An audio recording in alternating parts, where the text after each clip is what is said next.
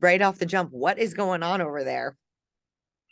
There's been a lot of public interest in the last couple of years in our operation and the concern of overtaxation of the people and not understanding all the moving parts of the service. And so what's going on with the fire district commissioner election? There's two sides to the commission, I guess you would say. So there's one faction that feels that the taxes are too high and the service doesn't match what they're paying, and then another side is comfortable with what we're doing in the direction that we're trying to have. And so tell me about, is this happening tomorrow, this election? The elections are tomorrow afternoon. Okay, and so talk to me about who people can vote for and how things are changing. There's currently two candidates on the election ballot. Gene Krim and Tony Garfolo, I think is how you say the name. I don't want to get into too much specifics on either candidate, so I don't appear to be swaying either direction. I gotta remain neutral and stay focused on the job, I guess would be the best way to put it from my position. And so in terms of what's going on, I mean, has this been kind of stressful for the department? Extremely stressful for both myself trying to move the organization forward and make, appropriate changes so we can be fiscally responsible, but also provide a service that's acceptable. And so what do you think is like the best, from where you're sitting in your position, what would be the best outcome? I think like what I've said all along is I've heard the concerns from both sides. I come from 35 plus years in the fire service, but I need time to make some of these changes. I need drastic changes, as have been done in other organizations, tend to cause, rebound issues. So, I've heard the concerns of the taxes since I've been here in my 4 years. The rate has not made any major jumps, or the actual operational budget hasn't made any jumps. The officers and I continue to try and find ways to save money, but we also know there's got to be a quality service, and we don't want the service to go backwards or lose the quality of the service just to save money. That's not the way we operate. Sure. And how did this election come to be? It actually started about 3 years ago. A group of residents saw their tax bills, and years before I got here, there were some large increases due to the shift from volunteer staff to more career staff than volunteers, strictly out of necessity because of the lack of volunteers. We're down to currently like 2 interior qualified volunteers. And their time is limited. They give us as much as they can, which is awesome. But we just don't have the volunteer base to get a timely response. And today's world, the response time is one of the biggest factors, is how quickly services can get there to mitigate either the medical or the fire or gas emergencies. So the district many years ago started to make the shift. Now the taxpayers have noticed the jump in their taxes with what they felt was less than quality communication from the district. So we've really tried hard to increase our information out to the public. If you look on our website, you'll see a lot more stuff from me and a lot more clarification of things. So when people have questions, I try to be as out there as I can to help answer that. In terms of how much ground do you cover? Like, what's your service area? We cover basically half of the town of Victor. So the northwest half, you would say.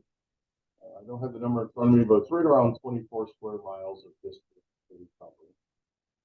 And so, I mean, after tomorrow, is there going to be some kind of like once the person is elected and once this is over and done with, what then? Like, what do you hope to see be one of the first things that happened after this is over? Either candidate, I hope they come in and spend some time with myself, with the staff, try to understand the, open communications. I don't mind anybody that comes in here concerned about their tax rates and allows me the time to communicate and actually listen. that's probably the biggest challenge, I guess, in the world is, you know, honest communication back and forth and finding a happy medium. And that's kind of my job. You know, firefighters always want more. The commission wants to pay less. I have to be that middle person to say, this is a quality service. You know, I think we're a solid B service. We're not the best service in the country or even in the area, but we provide a good service. It's a balance between the taxes and the service. So would you would like that, who's ever elected to come in and get right down to it with you? Come in, spend some time with us, sit down, you know, with myself or the officers or the staff and learn the job. I don't, you know, either candidate doesn't come from the fire service, so neither one understands it, which is okay.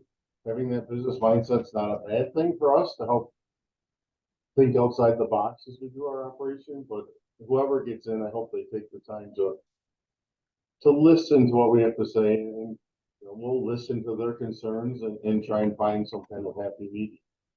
Now, for somebody who might not know what the role of a district commissioner, can you kind of in layman's terms break down to me what is a district commissioner? What do they do? What's their purpose? There's a big fancy legal definition, but basically they're the fiduciary, or they're in charge of the money. So I present to them a budget in August of what I feel we need to operate next year.